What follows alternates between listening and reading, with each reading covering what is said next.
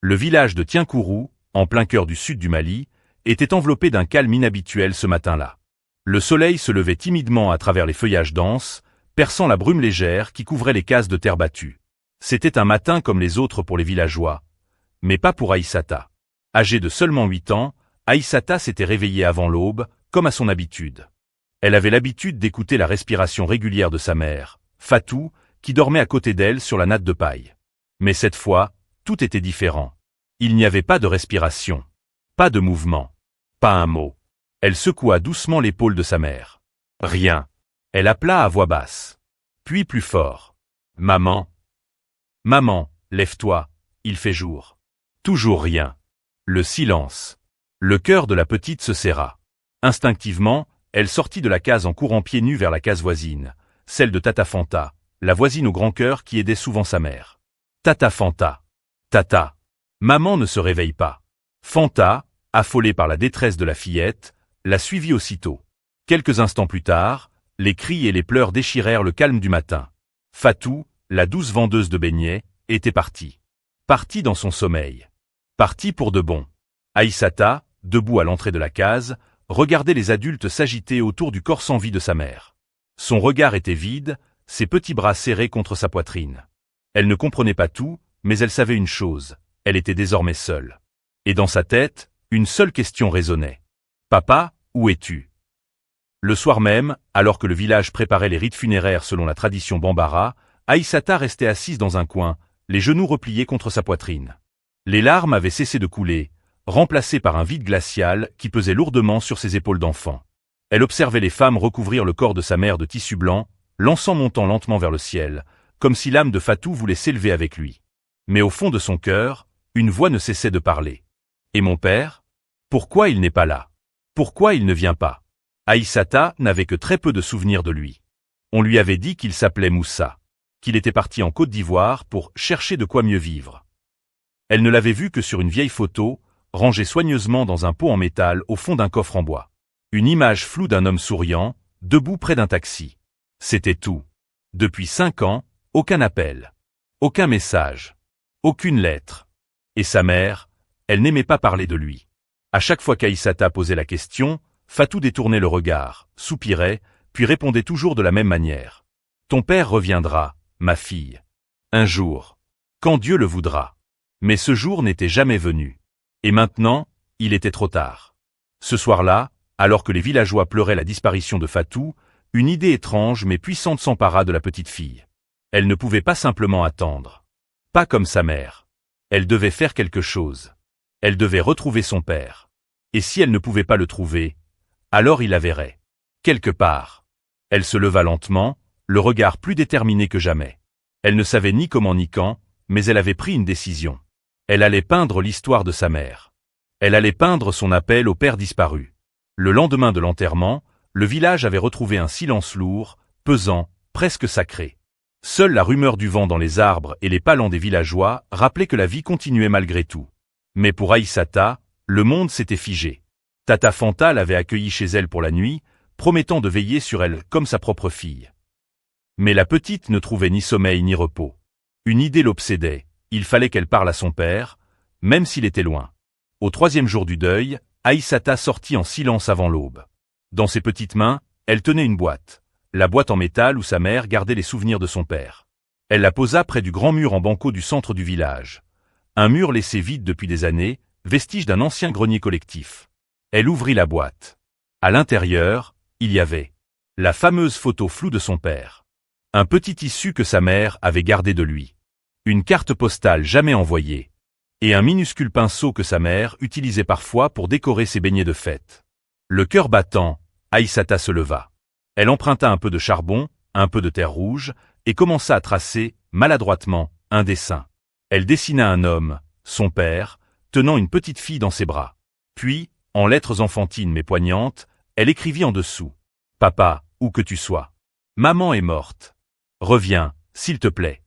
Ta fille, Aïssata. » Ce message, peint avec l'innocence du cœur et la douleur d'un vide immense, resta là, sous le soleil. Sous la pluie. Les villageois, en le voyant, s'arrêtèrent. Certains eurent les larmes aux yeux. D'autres prièrent en silence. Mais pour Aïssata, c'était le début de quelque chose.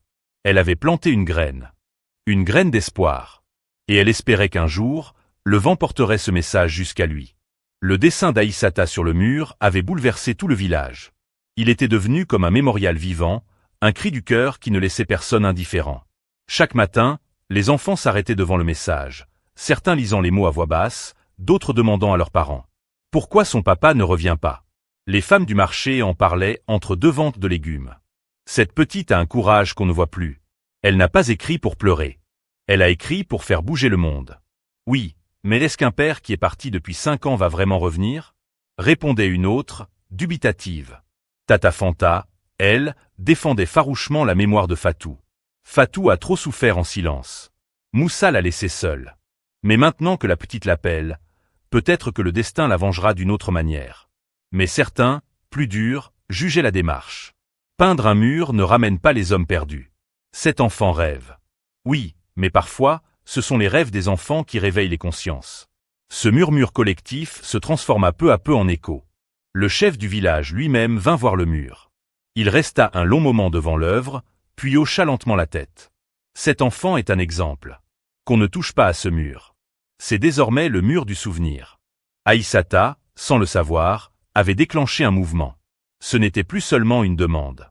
C'était une mémoire en marche. Mais pendant ce temps, dans un pays lointain, un homme nommé Moussa, fatigué par les années, survivait dans l'ombre d'Abidjan, ignorant que le passé venait de l'appeler. À Abidjan, dans le quartier populaire de Yopougon, un homme aux épaules voûtées balayait silencieusement devant un petit kiosque de vente de cartes téléphoniques. Il s'appelait Moussa. Loin du regard des siens, il avait trouvé refuge dans l'anonymat de la grande ville, où personne ne posait trop de questions sur les origines des gens. Son visage était marqué par le temps, la fatigue et les remords. Chaque ride racontait une histoire qu'il ne partageait avec personne. Ceux qui le connaissaient dans le quartier l'appelaient simplement Vieux Moussa, ignorant toute sa vie d'avant, de la femme qu'il avait aimée, et surtout de la petite fille qu'il avait laissée derrière lui. Ce matin-là, comme d'habitude, Moussa s'assit sur une chaise en plastique devant le kiosque. Il sortit un vieux carnet froissé, jauni par l'humidité. À l'intérieur, une photo. Une seule. Celle de Fatou, souriante, portant un bébé, leur fille. Aïssata. Il la regarda longuement, puis murmura. « Pardonne-moi. Je voulais revenir. Mais la honte m'a mangé vivant. » Il se souvenait de sa promesse. Il devait partir pour quelques mois à Abidjan, travailler comme chauffeur de taxi pour envoyer de l'argent à Fatou. Mais rien ne s'était passé comme prévu. Le véhicule qu'on lui avait promis n'existait pas. Il avait été arnaqué dès les premières semaines. Et ensuite, le gouffre. Travaux pénibles. Logement précaire. Aucune pièce d'identité. Trop fier pour appeler. Trop honteux pour revenir les mains vides. Et plus le temps passait, plus la peur de revenir grandissait. Alors il s'était tu. Mais ce jour-là, un jeune livreur passa près du kiosque avec un vieux téléphone portable en main. Il s'arrêta pour acheter du crédit et tendit son écran à Moussa, curieux. « Et vieux père, tu viens du Mali, non? Regarde ce qu'on m'a envoyé sur WhatsApp. » Sur l'écran, une image. Un mur. Un dessin d'un homme et d'une petite fille. Et en dessous, un message. « Papa, où que tu sois. Maman est morte. Reviens, s'il te plaît. » Le cœur de Moussa manqua un battement. Il saisit le téléphone. Il reconnut aussitôt l'écriture, les traits maladroits, l'innocence, et surtout, le prénom signé, Aïssata. Il pâlit. Sa gorge se serra. Ses mains tremblaient. Le passé venait de le retrouver. Et cette fois, il ne pourrait plus fuir. Moussa resta figé. Les mots de sa fille l'avaient transpercé comme une lame invisible. Il relut encore et encore. « Papa, où que tu sois. Maman est morte. Reviens, s'il te plaît. » Le jeune livreur le regarda, surpris par le changement soudain dans ses yeux. « Et vieux père, ça va? Tu la connais ?» Moussa ne répondit pas. Ses lèvres tremblaient. Il se leva lentement, rendant le téléphone sans un mot. Il rentra précipitamment dans sa minuscule chambre, située juste derrière le kiosque. Là, il s'écroula sur le matelas effondré et se mit à pleurer. Pas ces pleurs bruyants et passagers, non des larmes longues, épaisses, silencieuses, que seuls ceux qui portent de lourds regrets connaissent. Il voyait Fatou dans sa tête, sa voix douce, son regard plein d'espoir au moment du départ. Elle lui avait tenu la main si fort, alors qu'il montait dans ce vieux car pour Abidjan. « Moussa, promets-moi de revenir. Ta fille aura besoin de toi. Moi aussi. » Et il avait promis. Mais il avait échoué. Maintenant, il était trop tard pour lui demander pardon. Fatou était parti, seul, sans jamais cesser de croire qu'il reviendrait. Mais leur fille vivait encore. Et elle l'appelait. De là-bas. Du fond de sa douleur. De l'innocence qui survit malgré tout. Ce même jour, Moussa sortit un vieux téléphone qu'il gardait au fond d'un sac, complètement déchargé depuis des années.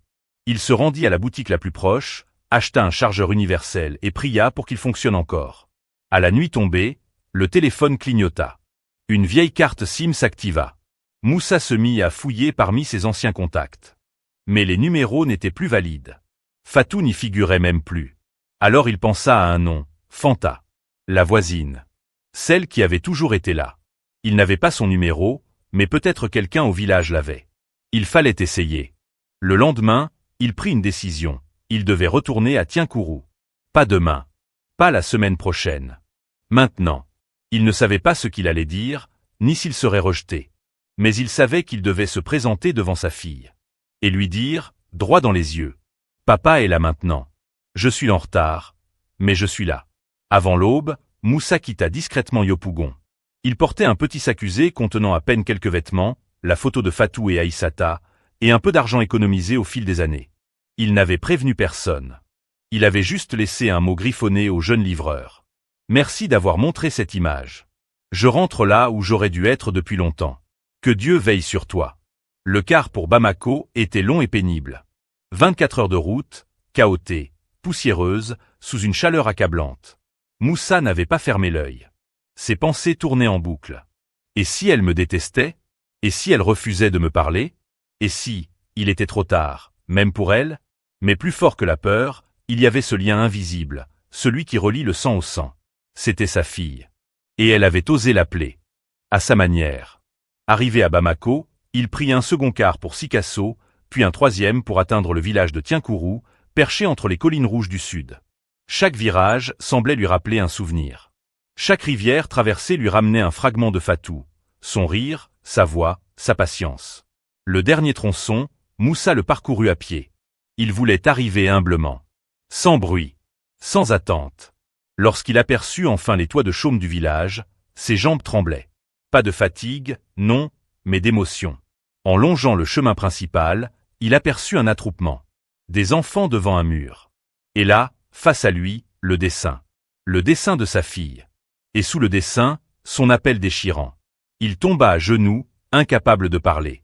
Son cœur éclatait sous le poids des années. Un vieillard s'approcha doucement. Il le regarda longuement, plissant les yeux. « Moussa, c'est toi ?»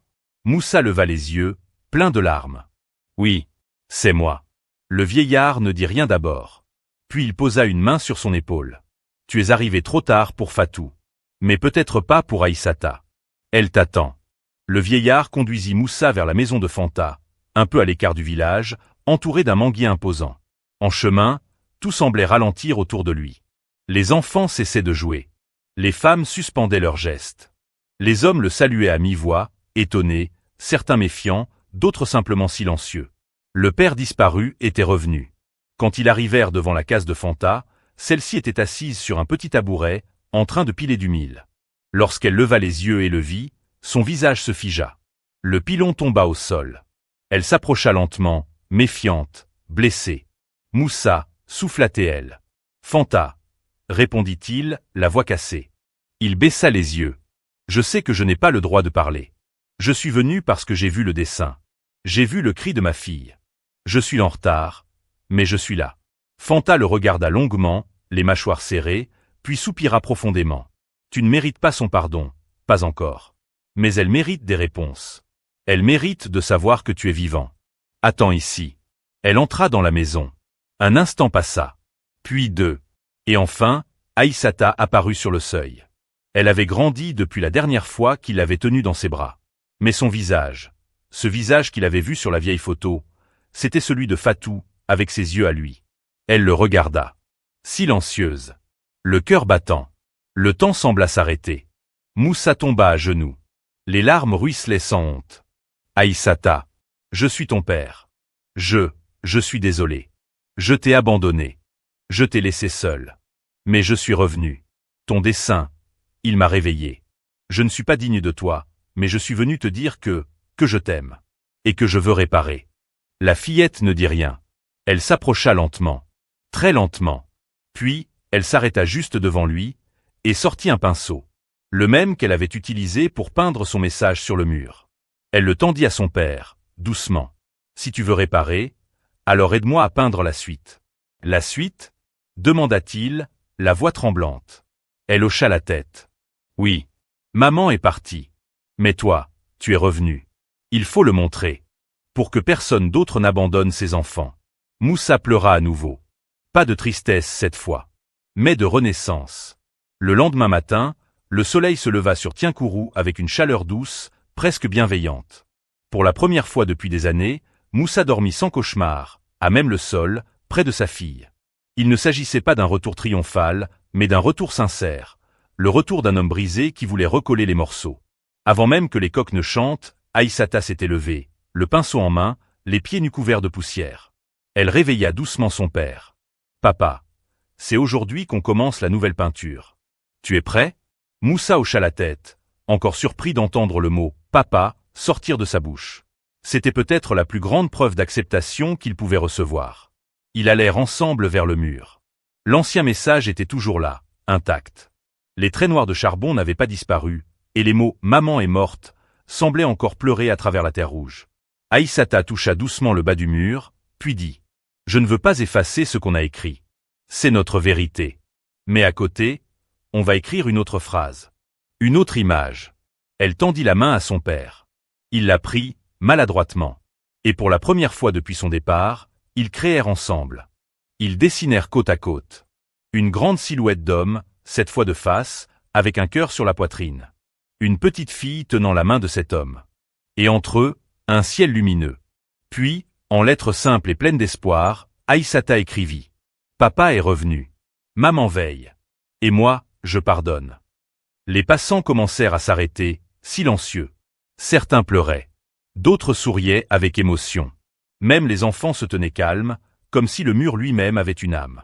Fanta, debout à l'écart, observait la scène. Elle murmura, la voix pleine de larmes. Fatou, ton enfant est plus forte que tous les adultes réunis. Et ton homme, il a enfin compris ce que c'est qu'être père. Et ce jour-là, dans un petit village du Mali, un mur devint plus qu'un mur. Il devint un témoignage. Une mémoire. Un pardon vivant. Le lendemain matin, le soleil se leva sur Tienkourou avec une chaleur douce, presque bienveillante. Pour la première fois depuis des années, Moussa dormit sans cauchemar, à même le sol, près de sa fille. Il ne s'agissait pas d'un retour triomphal, mais d'un retour sincère. Le retour d'un homme brisé qui voulait recoller les morceaux. Avant même que les coqs ne chantent, Aïssata s'était levée, le pinceau en main, les pieds nus couverts de poussière. Elle réveilla doucement son père. « Papa, c'est aujourd'hui qu'on commence la nouvelle peinture. Tu es prêt ?» Moussa hocha la tête, encore surpris d'entendre le mot « papa » sortir de sa bouche. C'était peut-être la plus grande preuve d'acceptation qu'il pouvait recevoir. Ils allèrent ensemble vers le mur.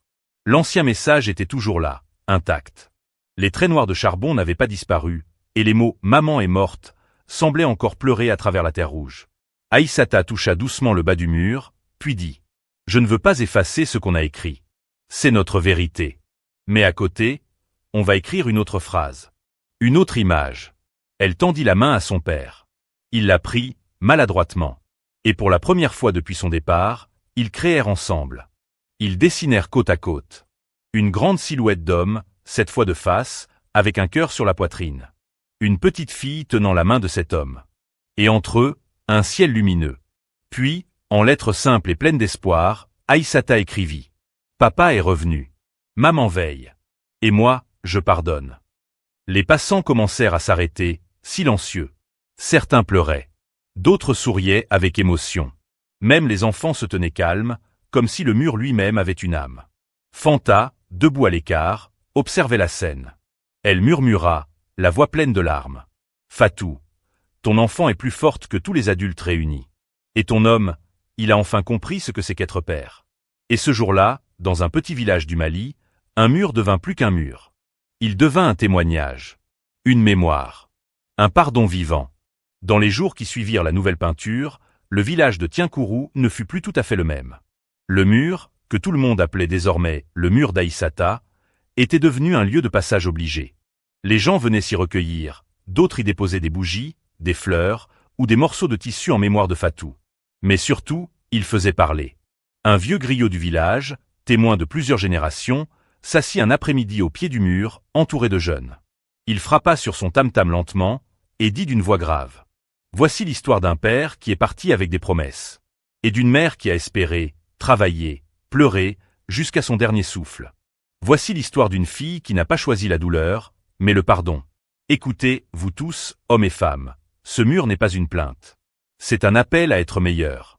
À ne pas fuir. À revenir quand il est encore temps. Ces paroles résonnèrent fort. Certains hommes du village, touchés dans leur orgueil, baissèrent les yeux. Car ils savaient. Ils savaient qu'eux aussi avaient tourné le dos à leur foyer, à leurs enfants, à leurs responsabilités. Et peu à peu, quelque chose changea. Des pères commencèrent à revenir voir leurs enfants. Des hommes autrefois absents vinrent demander pardon à leurs femmes. Des jeunes, qui pensaient partir sans retour pour la ville ou pour l'étranger, commencèrent à réfléchir. Le message d'Aïssata avait dépassé sa propre histoire. Il devenait une onde dans l'eau, une parole qui touchait même ceux qu'elle ne connaissait pas. Et Moussa, lui, ne disait pas grand-chose. Il réparait, doucement, jour après jour. Il aidait Fanta, portait de l'eau, ramassait du bois, reprenait humblement sa place parmi les siens. Il n'attendait ni louange ni reconnaissance. Il voulait juste redevenir digne du mot « papa ». Et dans le regard d'Aïssata, chaque soir, il sentait qu'il avançait sur ce chemin. Un soir calme, alors que le vent léger faisait bruisser les feuilles du manguier, Aïssata s'approcha de son père, tenant une petite boîte métallique entre ses mains. Elle s'assit à ses côtés, sous la lune, et murmura. « C'est la boîte de maman. Elle y mettait toutes ces choses précieuses. Je ne l'avais jamais ouverte jusqu'à ce que tu reviennes. » Moussa la regarda avec émotion. La même boîte qu'il avait lui-même offerte à Fatou, autrefois, avant de partir. Aïssata l'ouvrit doucement. À l'intérieur, des souvenirs rangés avec soin, comme si Fatou avait toujours cru qu'un jour, quelqu'un les lirait. Il y avait des petits objets, un bracelet cassé, un bouton d'une vieille chemise de Moussa, une photo déchirée d'eux et des lettres. Aïssata en tendit une à son père. Elle t'a écrit. Mais elle ne les a jamais envoyées. Moussa prit la première, les mains tremblantes. Il l'ouvrit lentement. L'écriture était fine, courbée, soignée.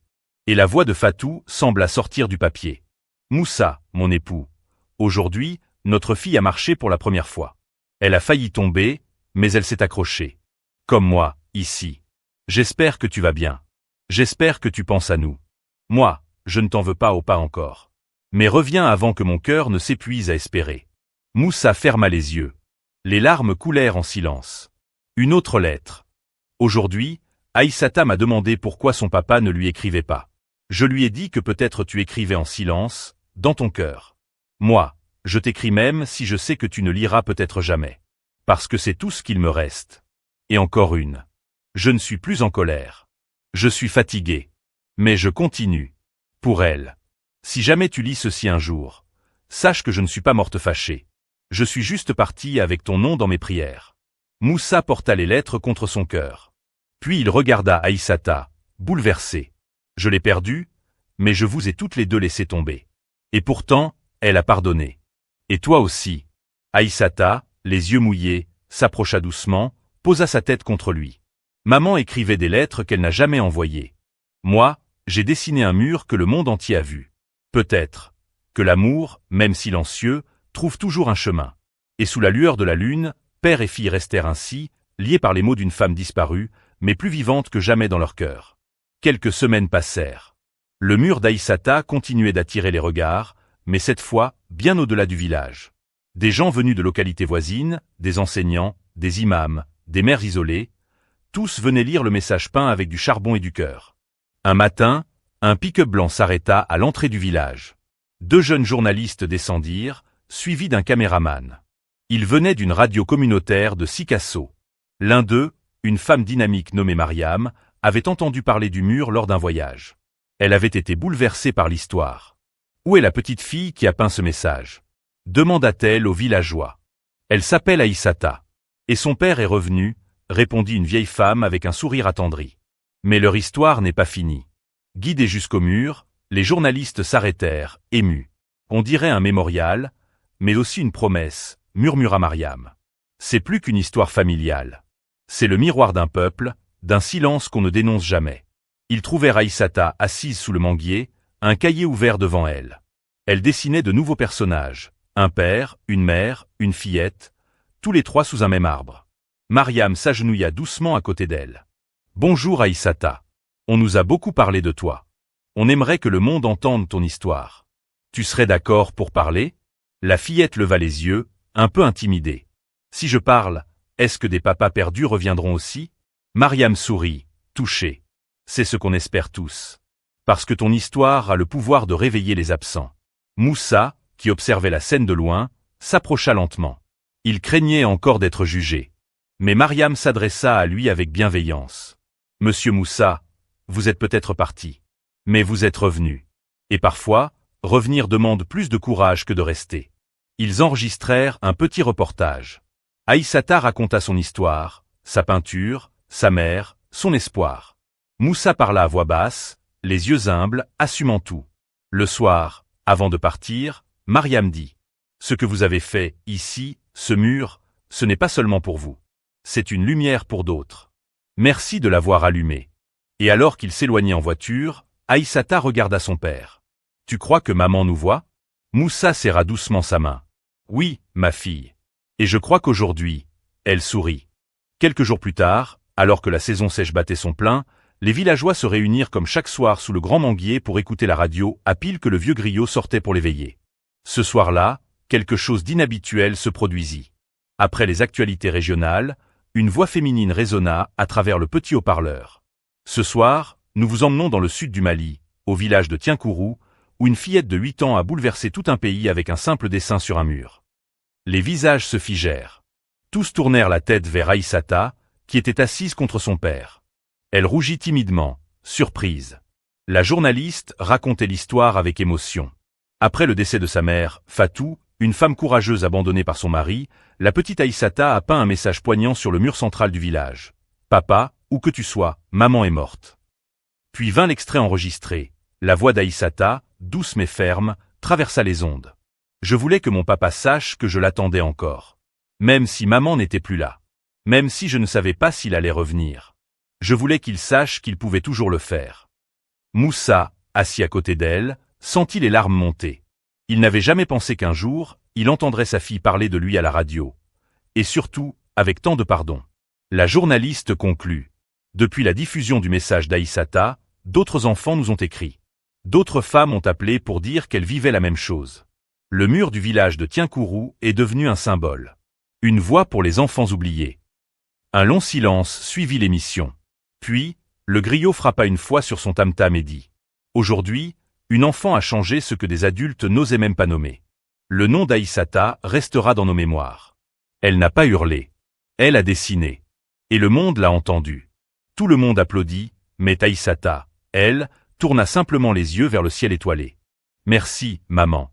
Ton silence est devenu ma voix. » Une semaine après la diffusion du reportage à la radio, un événement inattendu frappa le petit village de Tienkourou, des lettres. Beaucoup de lettres. Le facteur, qui passait d'habitude une fois par mois, arriva cette fois avec un sac en toile rempli d'enveloppes. Les villageois, intrigués, s'approchèrent. « C'est pour qui tout ça ?» demanda un jeune homme. Le facteur sourit, surpris lui-même. Toutes ces lettres sont adressées à une certaine Aïssata Moussa, Tienkourou, Mali. Un murmure s'éleva dans la foule. Aïssata, qui jouait avec ses amis près du manguier, accourut, les yeux écarquillés. Le facteur lui tendit la première enveloppe. « Tiens, petite. Tu es devenue célèbre sans quitter ton village. » Moussa, debout à l'écart, regardait la scène sans oser intervenir. Il n'avait jamais imaginé que l'histoire qu'il avait voulu fuir ferait venir tant de voix vers sa fille. Aïssata s'assit sur un tapis, et avec Fanta à ses côtés, ouvrit les lettres une à une. Il y en avait de partout. De Bamako, une institutrice qui écrivait combien l'histoire d'Aïssata avait bouleversé ses élèves. De Ouagadougou, un garçon du même âge qui avait aussi été abandonné par son père et qui disait « Grâce à toi, j'ai écrit ma propre lettre à mon papa ». De Dakar, une femme âgée qui confiait n'avoir jamais revu son mari depuis 40 ans, mais qu'en entendant Aïssata, elle avait pu enfin pleurer ce qu'elle avait gardé en elle toute sa vie. Et même de Paris, un jeune homme malien de la diaspora qui écrivait tu as dessiné ce que beaucoup d'entre nous ressentons sans oser dire. Aïssata lisait chaque mot avec respect, parfois en silence, parfois à haute voix. À chaque lettre, une part d'elle se sentait plus grande, plus forte, plus reliée au monde. Ils m'écrivent, mais je ne suis pas une grande personne, dit-elle à Fanta, étonnée. Non, ma fille, répondit la vieille femme. Tu es plus que ça. Tu es une âme qui a parlé vrai. Et les âmes vraies, même petites, voyagent loin. Ce soir-là, Moussa approcha timidement sa fille pendant qu'elle classait les lettres. Tu veux que je t'aide à y répondre? Proposa Théil, un peu hésitant. Aïssata leva les yeux et sourit doucement. Oui, mais tu vas écrire avec moi. Pas pour moi. Ensemble. Et ainsi, père et fille se mirent à répondre au monde. Non plus avec des murs, mais avec des mots. Des mots de vérité. Des mots de paix. L'histoire d'Aïssata ne cessait de voyager. Chaque jour, de nouvelles lettres arrivaient, mais aussi des visiteurs, des curieux, des journalistes, des enseignants. Le village de Tienkourou, autrefois oublié, devenait un symbole, celui de la voix des enfants silencieux. Mais un jour, un événement bouleversa à nouveau le cœur d'Aïssata. Un homme âgé, aux cheveux gris et au regard fatigué, arriva au village, accompagné d'un jeune garçon. Il portait un grand boubou blanc, une canne, et une vieille enveloppe dans la poche. Il se présenta d'abord au chef du village. Je m'appelle Ibrahim Doucouré. Je viens de la Guinée. J'ai entendu l'histoire de cette fillette, et je crois qu'elle est la fille de ma nièce Fatou. Le chef fit appeler Fanta, qui se souvenait bien d'un oncle Ibrahim, dont Fatou parlait parfois, sans l'avoir vu depuis longtemps. Fanta se présenta devant lui, les mains tremblantes. Ibrahim, c'est toi? Toi qui avais quitté le pays bien avant la naissance de la petite? Oui. J'étais jeune. J'ai coupé les liens. Je vivais dans ma colère. J'ai appris la mort de Fatou en écoutant la radio, et en voyant ce mur, j'ai su que je ne pouvais plus rester loin. On fit venir Aïssata. Quand elle arriva, elle vit cet homme inconnu, mais quelque chose dans ses traits lui sembla familier. Il la regarda longuement, puis sortit de sa poche une lettre jaunie. Une lettre de Fatou, qu'il n'avait jamais répondu, par honte. Il la tendit à Aïssata. Ta mère m'avait écrit il y a des années. Elle me demandait de te bénir, de ne pas t'oublier. Je ne l'ai jamais fait. J'étais lâche, comme ton père l'a été. Mais aujourd'hui, je viens te demander pardon. Et je viens surtout te dire que tu n'es pas seul. Tu as encore une famille. Aïssata ne comprenait pas tout, mais elle sentit, au fond d'elle, que ce vieil homme était un pont entre elle et sa mère. Une mémoire vivante. Une racine. Moussa, présent, s'approcha doucement, posant une main sur l'épaule d'Ibrahim. Merci d'être venu. Nous essayons tous de réparer ce qui a été brisé. Et ce jour-là, Aïssata sentit quelque chose de profond. Elle n'avait pas seulement retrouvé son père. Elle retrouvait des morceaux d'un arbre généalogique dispersé, oublié, mais encore vivant. Elle se tourna vers Ibrahim et dit « Je ne t'en veux pas. Si tu es venu, c'est que maman a encore touché ton cœur, même depuis le ciel. » Le vieil homme ferma les yeux, les larmes aux joues. Elle m'a réveillé, comme elle a réveillé tant d'autres. Quelques mois passèrent. Le mur, toujours debout, continuait d'inspirer. Mais Aïssata grandissait. Son regard était plus profond, plus posé. Elle n'était plus seulement la petite fille qui avait appelé son père, elle devenait la voix d'une génération oubliée. Avec l'aide d'un enseignant venu de Bamako, et encouragé par Fanta et Moussa, Aïssata commença à écrire son histoire. Pas sur un mur cette fois. Sur des pages. Tu veux écrire pour qui? Lui demanda le jeune professeur. Pour ceux qui n'arrivent pas à dessiner comme moi, mais qui ressentent comme moi, répondit-elle simplement. Chaque après-midi, elle s'asseyait sous le manguier avec son petit cahier et son stylo à billes. Elle racontait, depuis le début, sa vie avec sa maman, les beignets vendus sur la place du marché, les silences longs où elle attendait le retour d'un père inconnu, la douleur du deuil, puis le dessin, et enfin, la surprise du retour. Elle écrivait avec ses mots à elle. Simple, profond, juste. Et son père, chaque soir, la relisait avec soin. Ce que tu écris me fait mal. Mais c'est vrai, lui disait Moussa. Tu m'as laissé. C'est vrai. Mais tu es revenu. C'est ça qui compte maintenant, répondait-elle. Le professeur, impressionné, proposa d'envoyer le manuscrit à une maison d'édition à Bamako. Quelques semaines plus tard, une lettre arriva. Le livre serait publié. Le titre choisi fut simple, mais fort. Maman est morte. Mais papa m'a entendu. Par Aïssata Moussa. C'était un petit livre de 60 pages. Il n'y avait pas de grandes phrases. Pas de leçons pompeuses. Juste un témoignage. Mais lorsqu'il sortit, il fut lu dans des dizaines d'écoles rurales, dans des radios locales, et même dans des centres pour jeunes en Côte d'Ivoire. Des enfants se mirent à écrire à leur tour. Des classes entières firent des dessins sur le thème du pardon. Et un mouvement discret, mais puissant, naquit. Parle, même si tu es petit. Et au cœur de tout cela, Aïssata, désormais âgée de 9 ans, regardait son père chaque soir avec des yeux paisibles. Tu sais, papa, je crois que tu n'étais pas perdu. Tu étais juste endormi. Et moi, je t'ai réveillé avec un dessin. Moussa, bouleversé, serra sa fille contre lui. Et toi, ma fille, tu m'as rendu vivant. Le succès du petit livre d'Aïssata provoqua un effet inattendu. Dans plusieurs villages de la région, des enfants commencèrent à peindre leurs propres murs. Des murs de vérité. Des murs d'espoir. Des murs de réconciliation.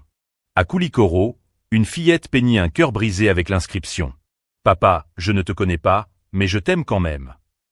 À Bougouni, un garçon de 10 ans dessina une barrière qui s'ouvrait et écrivit « Si tu veux revenir, je t'attends encore ». Les radios commencèrent à parler de la génération du mur, et des ONG locales proposèrent d'organiser une tournée artistique avec Aïssata pour faire parler les enfants dans les écoles, dans les rues, dans les villages oubliés. Mais Aïssata, fidèle à sa simplicité, répondit à ceux qui voulaient en faire une célébrité. « Je ne suis pas une star. Je suis une fille qui a juste peint ce qu'elle ressentait. Le mur n'est pas un trophée, c'est un miroir. Les gens n'y regardent pas mon histoire, ils y voient la leur. » Au village de Tienkourou, le mur original fut protégé. Le chef fit poser un petit toit de paille au-dessus, pour le préserver de la pluie. Mais Aïssata demanda qu'on lui laisse un côté libre. « Je veux qu'on y écrive les autres messages. Les miens, et ceux des autres enfants du pays. » Moussa, désormais charpentier du village, construisit un banc en bois face au mur, où les visiteurs pouvaient s'asseoir, écrire, réfléchir, pleurer. Le lieu devint un sanctuaire. Fanta, toujours aussi sage, résumait les choses ainsi. Avant, on disait que les enfants n'ont pas de voix. Maintenant, on voit que quand un enfant parle avec le cœur, même les montagnes l'entendent. Un soir, alors que le soleil tombait lentement sur les collines, Aïssata ajouta une nouvelle phrase au bas du mur. Avec son pinceau, elle traça lentement ces mots. « Ce n'est pas la douleur qui nous détruit. C'est le silence. Moi, j'ai parlé. » Et les anciens, les jeunes, les femmes, les voyageurs, tous s'arrêtèrent. Tous comprirent. Le mur d'Aïssata était devenu une lumière. Quelques mois plus tard, un événement émouvant eut lieu dans le village, l'inauguration d'une nouvelle école.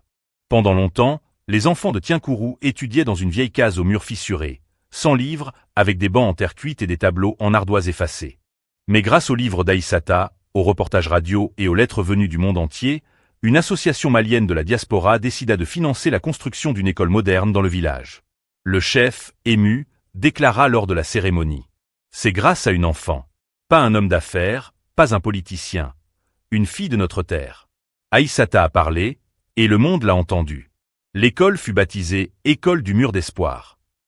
Elle comportait 3 salles, un petit jardin, et même une bibliothèque remplie de livres donnés par des enfants d'autres pays. Au mur de l'entrée, un dessin d'Aïssata et sa célèbre phrase. « Ce n'est pas la douleur qui nous détruit. C'est le silence. Moi, j'ai parlé. » Le jour de l'ouverture, Aïssata fut invitée à prononcer un discours. Elle monta timidement sur l'estrade, son cahier à la main. Tout le village l'écoutait, silencieux. Elle dit « Quand j'ai écrit sur le mur, je ne savais pas lire. Je n'étais jamais allée à l'école. Mais j'avais un message. Aujourd'hui, grâce à vous tous, les enfants de Tienkourou vont apprendre à écrire leur propre message. Pas pour crier, mais pour construire. » Puis elle ajouta « Avant, on écrivait pour appeler quelqu'un. Maintenant, on va écrire pour se comprendre les uns les autres. » L'assemblée éclata en applaudissements. Moussa, au fond de la foule, avait les larmes aux yeux. Sa fille, autrefois seule, devenait le pilier d'une génération. Et ce soir-là, alors que les étoiles se levaient lentement, Aïssata écrivit dans son journal. « Maman, je suis allée à l'école aujourd'hui. Une école que mon pinceau a construite. Pas avec des briques, mais avec la vérité. Tu serais fière. » Alors que tout semblait aller vers la lumière, le livre, l'école, les enfants qui parlaient enfin, Moussa, lui, sombrait peu à peu dans un silence intérieur. Chaque jour, il souriait à sa fille, réparait des toits, participait à la vie du village. Mais chaque soir, seul dans sa case, il relisait les lettres de Fatou. Il n'arrivait pas à se pardonner. Fatou ne reviendrait jamais. Et même si le monde célébrait le pardon d'Aïssata, lui ne se sentait pas encore digne. Un soir, Aïssata le surprit, assis devant la vieille photo de sa mère, les yeux humides. « Tu penses encore à elle, hein ?»« Tous les jours, » répondit Moussa sans se tourner. « Tu crois qu'elle t'en veut ?» Il mit du temps avant de répondre. « Je crois que, même si elle m'a pardonné dans ses lettres, moi, je ne me suis pas encore pardonné. » Aïssata s'approcha, s'assit à côté de lui et lui tendit un pinceau. Le même qu'elle avait utilisé pour peindre leur première fresque. « Alors peins ce que tu ressens, papa. Moi j'ai dessiné pour guérir. Toi aussi, tu as le droit. » Moussa prit le pinceau en tremblant.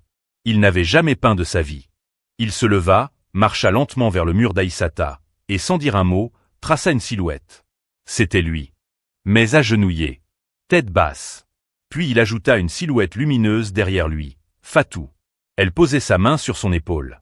Et entre deux, une petite étoile, Aïssata. En dessous, Moussa écrivit maladroitement. « Je suis revenu, mais elle m'a sauvé avant moi. » Les villageois, le lendemain, virent la peinture et ne dirent rien. Ils comprirent. C'était le pardon d'un homme à lui-même. Un acte silencieux, mais immense. Aïssata regarda le dessin et posa une main sur le cœur de son père. « Tu n'as pas besoin d'être parfait, papa. Tu as juste besoin d'être là. Et tu le es. Tous les jours. » Moussa ferma les yeux. Pour la première fois depuis des années, il se sentit en paix. Un matin, alors que les premières mangues mûres tombaient des arbres, Aïssata reçut une nouvelle lettre, différente des autres. Elle venait du ministère de la Culture à Bamako. Elle la lut plusieurs fois, n'y croyant pas. Puis, courant vers Moussa. « Papa, regarde. Il m'invite à Bamako pour recevoir un prix. Un prix pour le livre et pour le message du mur. » Moussa lut la lettre avec attention, bouche bée. Le ministère voulait célébrer les voix de la jeunesse qui avaient eu un impact dans le pays, et Aïssata était l'une des lauréates. Ce fut une effervescence dans tout le village. Les femmes cousirent un nouveau pagne pour elle, coloré et magnifique. Le chef fit un discours, les anciens prièrent pour sa sécurité, et Fanta, les yeux pleins de fierté, lui remit un collier que portait autrefois Fatou. « Ta mère aurait voulu que tu portes ça le jour où le monde verrait qui tu es vraiment. » Le départ fut émouvant. Moussa accompagna sa fille jusqu'à Bamako en car. Pendant le voyage, il la regardait discrètement, émerveillé par sa maturité, sa tranquillité, son regard déjà tourné vers l'avenir. À leur arrivée dans la capitale, Aïssata découvrit un monde nouveau. Des immeubles, des voitures, des lumières, des enfants en uniforme, des livres partout. Mais elle ne fut pas impressionnée. Elle gardait en elle la même force calme, celle née de la douleur surmontée. Lors de la cérémonie, dans une grande salle remplie d'invités, elle monta sur scène vêtue de son pagne traditionnel, et parla avec une simplicité désarmante. « Je suis venu d'un petit village. J'ai parlé avec un pinceau parce que je ne savais pas écrire. Aujourd'hui, je peux écrire, mais je veux que les autres enfants sachent. Vous avez tous quelque chose à dire. Même si vous êtes seuls. Même si on vous oublie. Votre cœur a une voix. Servez-vous-en. » Le public se leva pour applaudir. Certains pleuraient. D'autres priaient en silence. Moussa, au fond de la salle, le cœur battant, murmurait intérieurement. « Fatou, elle marche dans la lumière. Grâce à toi. Grâce à son courage. Grâce à ce que tu as laissé en elle. » Aïssata reçut son prix avec humilité. Mais dans son cœur, ce n'était pas une récompense. C'était un message qui venait d'aller encore plus loin. Après la cérémonie à Bamako, Aïssata et Moussa reprirent la route du retour vers Tienkourou. Le voyage fut rempli de conversations et de rêves partagés. Moussa, plus confiant, parlait de projets pour le village, tandis qu'Aïssata imaginait les prochaines pages de son livre. À leur arrivée, tout le village était rassemblé autour du mur, attendant leur retour avec impatience. Les enfants couraient, les femmes chantaient, et les anciens dansaient, tous célébrant la fille qui avait donné une voix à tant d'âmes. Le chef prononça un discours chaleureux. « Aïssata, tu as porté notre histoire bien au-delà des collines. Tu as prouvé que même les plus petits ont un pouvoir immense. Ce village est fier de toi. » Aïssata, émue, répondit. « Je ne suis que le début. Il y a tant d'autres histoires qui attendent d'être racontées. Ensemble, nous pouvons faire entendre toutes les voix. » Moussa, à ses côtés, posa la main sur son épaule. « Tu es la lumière que nous attendions. Et je serai toujours là, à marcher avec toi. » Ce soir-là, sous le grand manguier, le village tout entier se rassembla pour une grande veillée. Le griot chanta l'histoire de Fatou, de Moussa, et surtout d'Aïssata, la petite fille au pinceau magique. Les étoiles brillaient plus fort que jamais, comme pour bénir cette nouvelle ère d'espoir et de réconciliation. Quelques jours après leur retour, Aïssata lança une idée qui allait changer bien plus que Tienkourou. Assise sous le manguier, entourée d'enfants du village, elle déclara « On ne peut pas garder le mur que pour nous. Il faut que d'autres enfants parlent, dessinent, écrivent. Ce mur, c'est maintenant leur mur aussi. » Fanta, attentive, hocha la tête. « Tu veux faire une école ?»« Non, » répondit Aïssata, « je veux faire un cercle.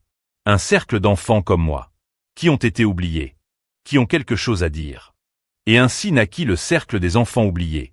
Le principe était simple. Chaque mois, des enfants du village ou des alentours venaient partager leur histoire, leur silence, leur colère, leurs rêves et peindre une portion du mur.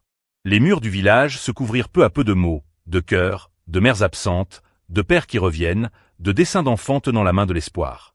Il y eut Ablay, 11 ans, qui n'avait jamais vu son père, mais qui écrivit « Je ne te connais pas, mais je te pardonne quand même. » Mariam, 9 ans, qui avait fui un mariage forcé et qui peignit une porte ouverte. « Je suis parti pour me retrouver. » Yacouba, 13 ans, orphelin, qui dessina un arbre avec des racines solides. « Ma famille, c'est ceux qui m'écoutent. » Et au centre du mur, une nouvelle phrase fut inscrite en grand, par Aïssata elle-même.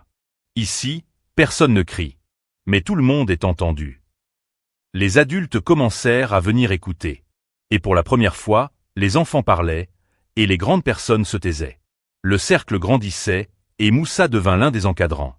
Il aidait à construire des bancs, peindre des supports, écrire les textes dictés par les plus petits. Il ne voulait plus jamais fuir. Désormais, il bâtissait, avec sa fille, avec les siens, avec les enfants du pays. Et dans le cœur de chacun, une vérité résonnait. Le silence n'est pas naturel. Il est imposé.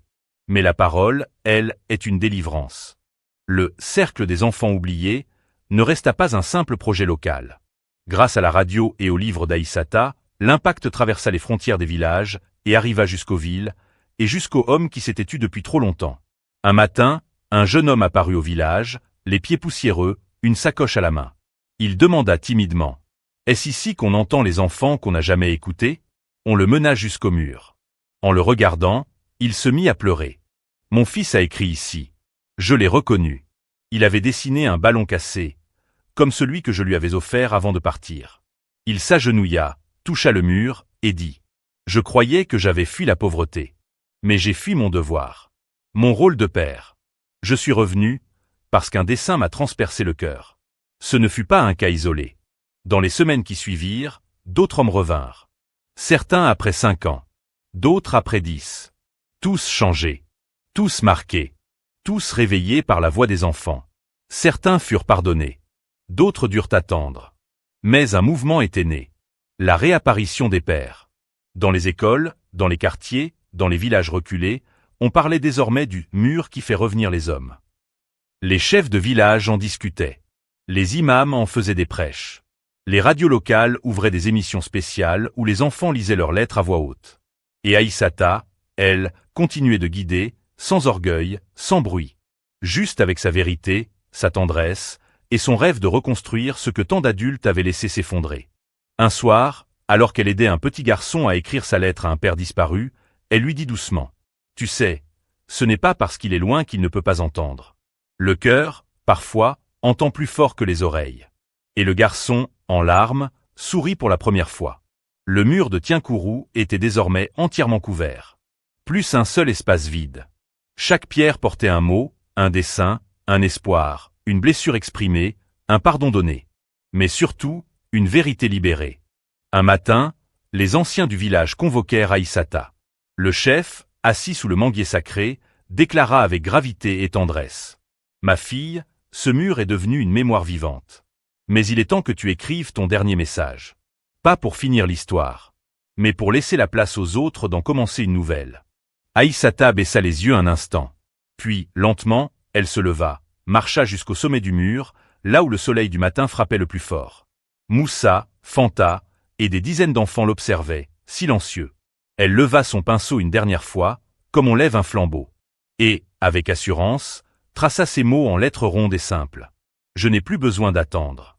Papa est revenu. Maman est en paix. Et moi, je marche maintenant, avec tous ceux qui n'ont pas encore trouvé leurs mots. » Le silence fut total. Puis un chant s'éleva. Une femme commença. Une autre répondit. Des tam-tams résonnèrent. Des enfants dansèrent. Les hommes, cette fois, ne détournèrent pas les yeux. Ils regardèrent. Ils écoutèrent. Ils acceptèrent. Et ce jour-là, dans tout le pays, les radios annoncèrent. La petite fille qui avait peint un appel est devenue la voix d'une génération. Son mur est plein.